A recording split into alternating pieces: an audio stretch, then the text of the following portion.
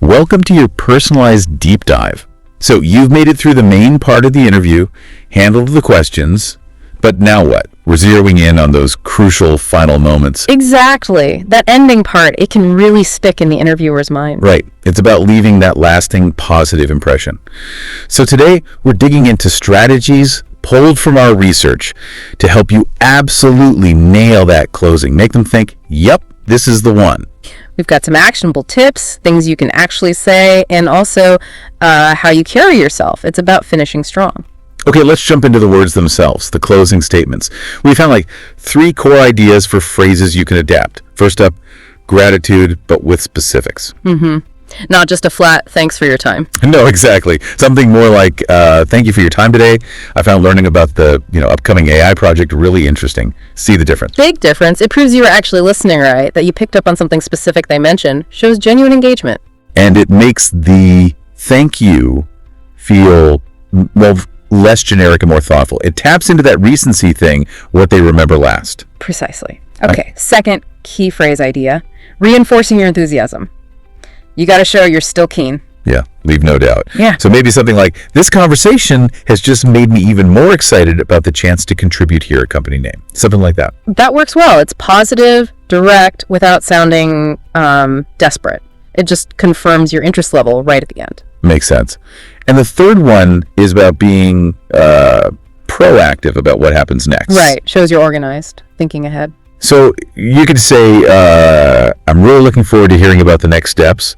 And please, just let me know if you need anything else from my end. How does that sound? I like that. It's polite, shows initiative, but isn't pushy.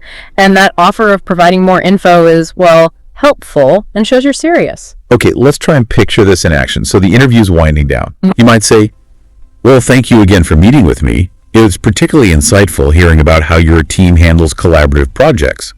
You pause, then maybe add, this role really seems to align with my background in team leadership, and I'm very eager about the possibility of contributing. And the interviewer might just say, great, it was good speaking with you too. Right. Then you follow up smoothly. Wonderful.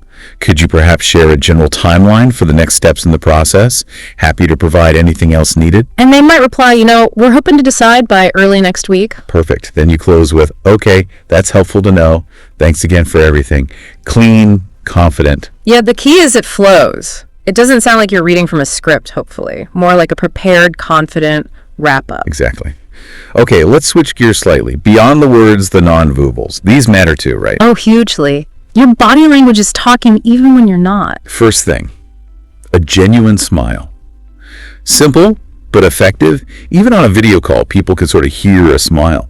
Conveys warmth. Totally agree. And posture. Sit tall or stand tall if you're standing at the end. Shoulders back. It just reads as confidence. Right, not slouching. And, if it's in person, that handshake still counts. Yeah. Firm, brief, not bone-crushing. Yes, definitely. Connects you. And eye contact is crucial throughout that closing exchange. Shows sincerity. Looking them in the eye when you say thank you, when you ask about next steps, it reinforces everything. It all works together, doesn't it? The words, the posture, the eye contact. It creates a consistent, authentic picture. Which brings us to the main point, really. The goal isn't to sound like a robot reciting lines. No, please don't. It's about being prepared, yes, but also authentic. You need to take these ideas, these phrases, and make them sound like you. Practice them, sure, but adapt them. Until they feel natural coming out of your mouth. So thinking about these strategies we've discussed, maybe which closing line or nonverbal tip feels most relevant or useful to you right now? Yeah, worth considering how you can personalize these for whatever interview you have coming up next. Because remember, these last few moments are your final chance to really solidify that positive impression. Combine thoughtful words with confident signals. And you seriously increase your odds of being the candidate they remember for the right reasons. So the final thought to leave you with, what specific closing approach will you focus on refining? And how might these techniques actually help in other professional chats too? Thanks for joining this deep dive.